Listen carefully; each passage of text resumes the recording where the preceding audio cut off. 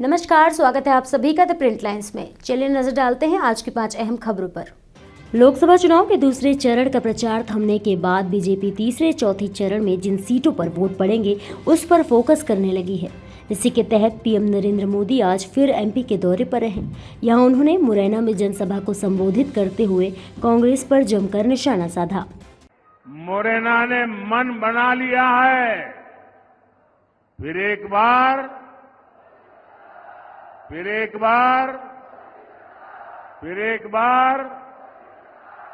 साथियों,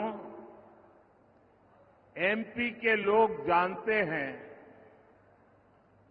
कि समस्या से एक बार पीछा छूट जाए तो फिर उस समस्या से दूर ही रहना चाहिए।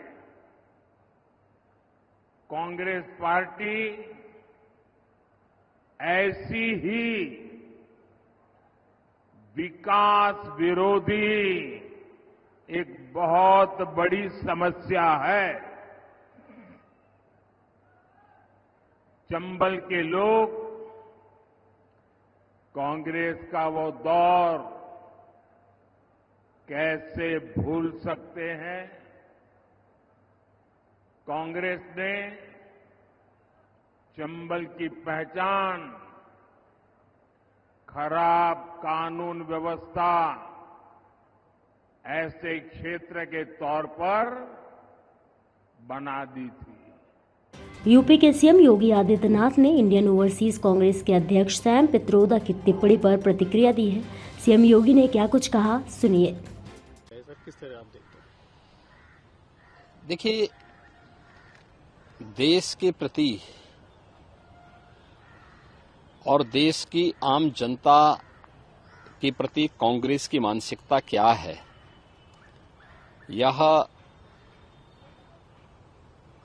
पहले भी यूपीए गवर्नमेंट के दौरान भी और कल फिर एक बार उजागर हुआ है। कांग्रेस के घोषणा पत्र में भी कहीं न कहीं ये सब इशारे थे। ऐसा नहीं कि जो सैम पित्रोदा ने कल कही है बात 2011, 12, 13 में तत्कालीन जो मंत्री थे पी चिदम्बरम, उनके द्वारा भी इन सब चीजों की वकालत बार बार की जाती थी। और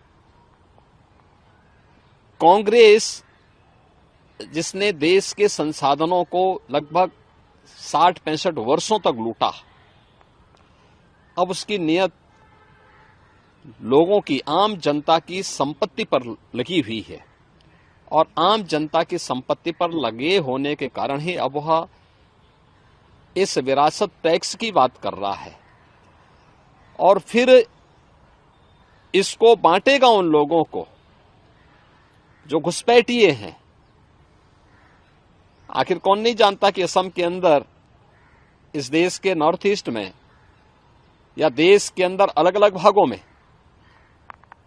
जो करोड़ों की संख्या में घुसपैठी आए हैं, रोहिंग्या आए हैं, इनके पीछे तो कांग्रेस का ही वोट बैंक की पॉलिसी है। तो वह देश की कीमत पर राजनीति इन्होंने पहले से ही करते रहे हैं और विरासत टैक्स उसी का हिस्सा है।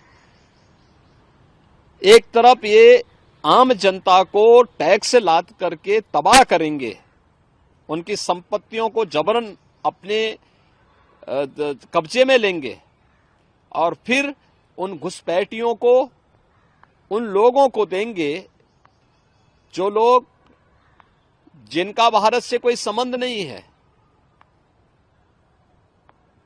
सैम पित्रोदा ने कांग्रेस की उसी मंशा को उजागर करने का एक प्रयास किया और उसने उसी बात को कहा है जो कांग्रेस का वास्तव में प्रयास है। वो तो अच्छा है 2014 में कांग्रेस की विदाई हो गई, अन्यथा कांग्रेस उसको उसी समय लागू कर चुकी होती। इसलिए सैम पित्रोदा की बात वही है जो पी चिदम्बरम कह चुके हैं और इससे पहले कांग्रेस कर चुकी है। मध्य प्रदेश के सीएम मोहन यादव ने मीडिया से बातचीत के दौरान राहुल गांधी के बयान को लेकर जमकर पलटवार किया है। उन्होंने क्या कहा, सुनिए। एक तरफ देश को आगे बढ़ाने के लिए माननीय प्रधानमंत्री जी दिन रात अथक परिश्रम कर रहे हैं, हम सब इस बात को जानते हैं, और दूसरी तरफ विपक्ष एक के बाद एक नादानियां करते जा रहा है और एक्सरे करा करके संपत्ति लेकर के बांटने का जो षड्यंत्र और जिस ढंग का माननीय पर्दाफाश किया यशस्वी प्रधानमंत्री नरेंद्र मोदी जी ने, तब से तो कांग्रेस के नेताओं की बिल्कुल हालत बुरी, बहुत हल्के स्तर पर चले गए।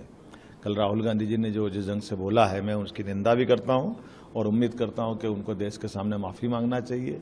और जिस ढंग से उनके सैम पेत्रोदा ने कहा है, वो तो उनके राजनीतिक गुरु है ना, जिनने पाकिस्तान अमेरिका के कानून का उदाहरण दिया कि विरासत के आधार पर ये कानून अच्छा है, इसको यहाँ लगना चाहिए। तो या तो वो उनके अपने संबंध बताए, या वो इस बात से केवल कह दिया कि मैं वो उनका व्यक्तिगत बयान है। ये उसी प्रकार से जैसे सनातन संस्कृति का अपमान करके कांग्रेस ने इस ढंग से बचने का प्रयास किया। लेकिन देश जानता है, देश के मतदाता जानते हैं, जागरूकता का माहौल है, निश्चित रूप से इसको कीमत कांग्रेस। उत्तर प्रदेश के उप मुख्यमंत्री ब्रजेश पाठक ने दावा किया है। उन्होंने कहा, कन्नौज, मैनपुरी सहित सभी सीटों पर भाजपा जीतेगी। समाजवादी पार्टी को 0 सीटें मिलेंगी। प्रत्याशी बदल रही, स्टैंड बदल रही है, हार का डर उनके अंदर तक समा गया है और प्रदेश में कहीं से भी समाजवादी पार्टी गठबंधन जीतने वाला नहीं है। 0 सीटें आने वाली है।